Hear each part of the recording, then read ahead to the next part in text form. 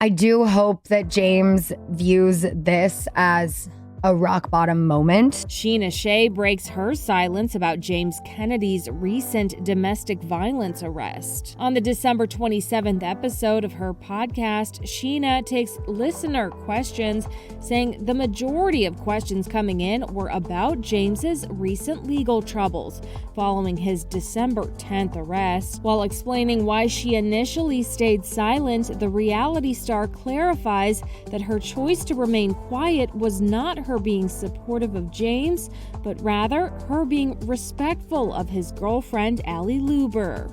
First off, I want to say I was respecting Ally's privacy as she requested, and I didn't want to add to any headlines because she's going through enough right now. So I wasn't going to say anything on the podcast, but I now see how that's coming off by staying silent. So I have spoken to Ally. I check in with her often. I always have.